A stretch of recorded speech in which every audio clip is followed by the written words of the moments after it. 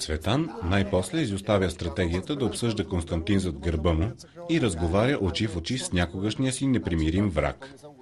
Косьо се опитва да го убеди, че се е разделил завинаги с тъмното си минало и вече е друг човек. Аз доколкото спомням, преди ти се движил в даден кръг. Да. Разбираш? Сега в един момент ти се отваряш за цялата част от кръга. Разбираш? Ти до сега се движил в едно полукълбо.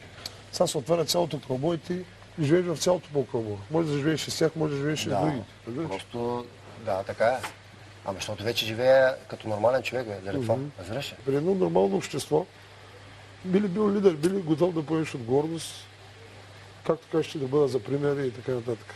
Целият начин на живот, който съм водил, преди, да не знаеш за какво става? Да. Така. Е създало някакви предпоставки, аз да натрупам навици, които вече в този момент от живота си, аз усещам, че те нямат място в живота ми, нямат сходство с личността ми и с това, което всъщност искам да бъда. Разбираш ли?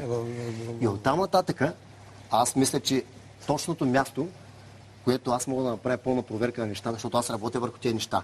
Аз работя и виждам, че нещата се случват, се развиват така, както ги искам, нали? И вървят само в положителна насока. Благодаря на Бог, че винаги е с мен и работи с мен и в мен. Добре, като направиш съпоставка от един живот и другия.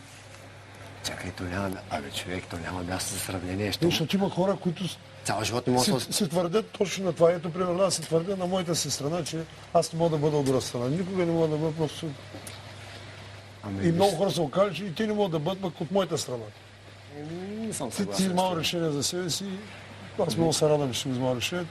Остава само да го потвърдиш с делата си. Ами аз въобще всеки изминал ден смятам и мисля, че живея съвсем пълноценно като един нормален човек. Оттам нататък сега ти не можеш да знаеш подробности за живота ми, много ясно, защото ние сме... Убеден, че вълкът козината си мени, но нрава не, Цветан продължава да се съмнява в искреността на разкаялия се престъпник Жан Вължан. Не, да, по принцип човек се интересува за човек, който го вълнува. Аз не ме вълнува този живот. Това искам. Но тук щем трябва да живеем заедно.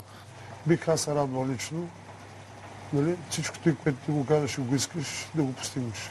Да. Аз лично бих се радвал. Нали? Защото едно е да го искаш, да го самиш да направиш, друго е да го направиш. Как бе, човек, аз съм отворен към всякаква критика и на всякакви... Въобще на всичко, което може да ми се каже от него. Би го приел философски. Абсолютно извличам от всичко полза за себе си и поука. Вие така съм живял, разбираш. Но знаеш, от другата страна, когато е било там, никой не се е съобразял с никой. Той там се съобразял в тяхния си полукръг. Да, бе, човек. И никой не се съобразял с обикновените хора, които... Ама те там енергиите са други, атмосферата е друга изобщо. Ти в момента се опиташ да ме объркаш представата за нещата. Аз винаги съм си мислил, че един човек, когато е бил от една страна, много трудно може да прави преход от другата страна.